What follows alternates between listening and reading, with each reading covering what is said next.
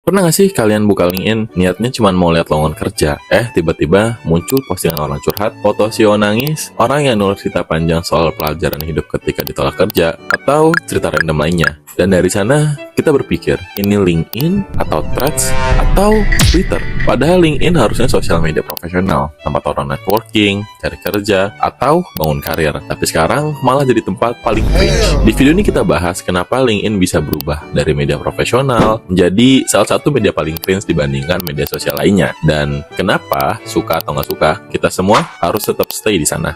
Poin yang pertama, dua dunia di LinkedIn. LinkedIn itu aneh karena dia punya dua sisi. Sisi pertama ialah tempat orang cari kerja, dan sisi kedua ialah tempat orang bercerita kisah-kisah inspiratif yang kadang terlalu dipaksakan. Dan dari kedua sisi ini seringkali tumpang tindih. Dan makanya teman kita sering campur aduk. Dari lowongan kerja, kemudian kisah sedih, tips and trik dalam karir, lalu balik lagi ke motivasi, lalu orang pamer pencapaian, balik lagi ke cerita dalam kantor, dan balik lagi ke pencarian kerja. Poin yang kedua, menurut praktisi di berbagai sosial media, algoritma LinkedIn itu suka banget sama konten yang bikin orang bereaksi, seperti kita menyentuh pencapaian besar, curhat, atau drama pekerjaan. Jadi makanya makin dramatis, makin disebarkan. Makanya kita sering lihat adanya drama teman kantor yang ngeselin, motivasi HR yang ngeliat fresh graduate yang sering cari kerja, atau perdebatan antar generasi di kantor. Memang betul, semuanya itu nggak penting. Tapi masalahnya, algoritmanya menyukai hal itu. Jadi, mau nggak mau, mereka akan terus bermunculan di timeline lo. Poin yang ketiga, thought leader dadakan. Sekarang muncul tren baru di LinkedIn, yaitu kalau gaya tulisanmu kedengaran bijak,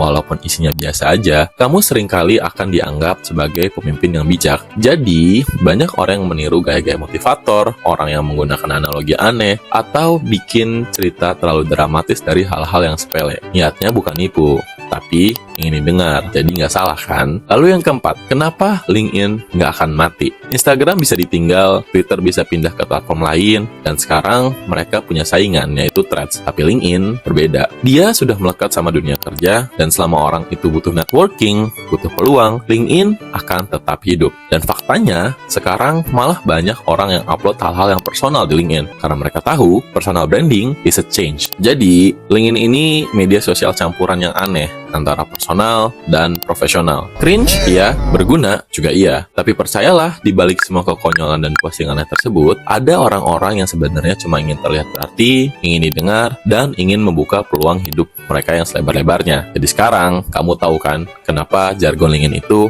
make your voice heard?